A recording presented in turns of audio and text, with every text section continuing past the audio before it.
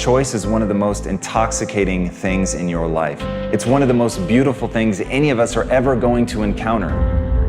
But hiding in that beauty is the most destructive force imaginable. Because if you want to get something done, if you want to do that thing that burns inside of you, you have to remember, you can do anything once you stop trying to do everything. The key to really being successful, the key to doing something at a grand scale, the key to playing on a world stage is to pick something, to be able to stand in a room with 1,000 doors and shut 999 of them, to have the balls to know which path you're willing to take and to exclude all others. But until you can do that, you're never going to be able to develop the skill set that you're going to need to perform, because here is the reality. It isn't about what you think you should have to put in. It isn't about the amount of energy and drive that you think is reasonable. As Karl von Clausewitz said, pursue one great, decisive aim with force and determination, because that is how you bend the universe to your will. That is how you impress people. That is how you capture the human imagination. And if you want to do something extraordinary and be remembered, you've got to get so good that you're performing at a level that has never been seen before. That is the only path to set the bar ridiculously high and then surpass all expectations. You can't put it down low and then beat it and say, whoa, look at me. People don't give a shit. They see through that. You've got to do something that leaves their do something that makes the hair on the back of their neck stand up.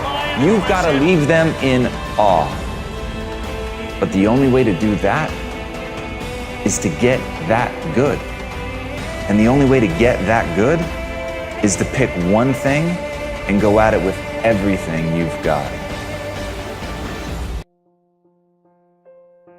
Take responsibility to make your life happen. Don't accept things just as they are. Don't follow the crowd.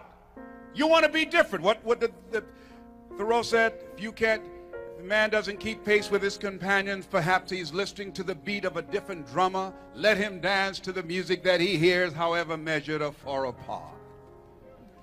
That if your friends don't understand you, it's okay. You're listening to the beat of a different drummer.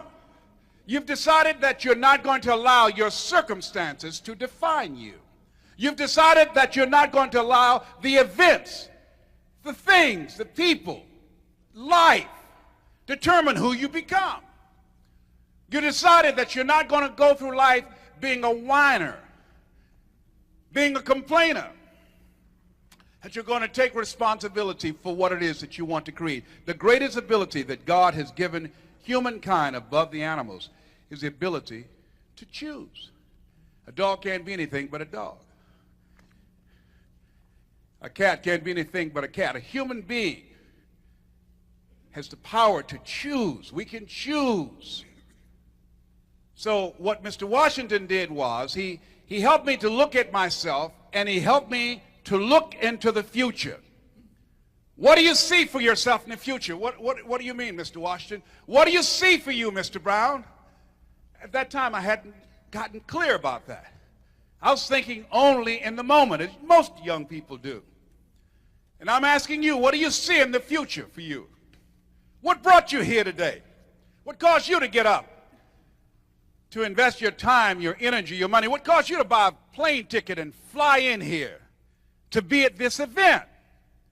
What is it that you're looking for? I'll never forget Warren Gresham, a speaker out of New York, one of the most powerful speakers I've heard in the National Speakers Association. And he talked about a period in his life when he was going across Europe trying to find himself and just traveling around the world.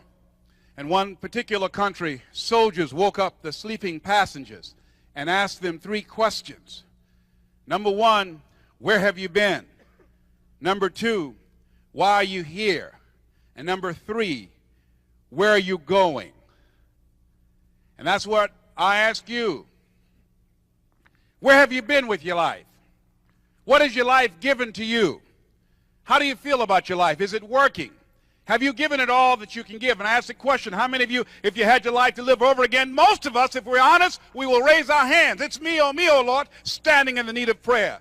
Yes, Lord, it's me. Now, I know I came up in some rough times. Yes, it's true. I was born on a floor in an abandoned building with a twin brother. Yes, I don't know my mother and father. No, I've never seen them. Yes, I was labeled educable, mentally retarded. No, I don't have a college education. Yes, I was raised poor, but we didn't know that we were poor. We had a lot of love. Mama did what she could with what she had. Mama did day's work. She worked in the M&M cafeteria. You could look at my life and you could perhaps say that my life has been a failure. But we had happiness. We had each other. No, I wasn't raised on Miami Beach. No, I don't have an exciting life like a lot of people that you could look at me at different stages of my development. But here's what I know, that all of us can look at where we want to go. We look at where we've been, look at what brought us here.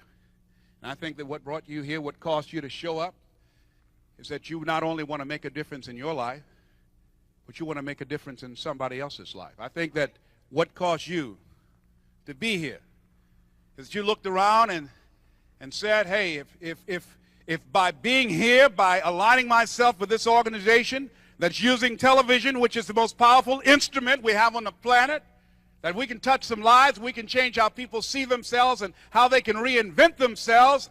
If this will allow me to leave a legacy, to make a difference on the consciousness of young people and adults, I'd like to be a part of that. It's a cause larger than myself. Kenny Rogers said, a good life is something to do, someone to love, and something to look forward to. And when you have something to do, when you have someone to love, when you have something to look forward to, when you get up in the morning, see, people who have something to look forward to don't need an alarm clock, because they have a reason for being. Nietzsche said, if you know the why for living, you can endure almost anyhow. So when you look at yourself and you look into the future, what do you see? What do you see yourself doing differently? Who will be with you? Who will be around you? Will it be a life of contribution, a life of adventure, a life of excitement?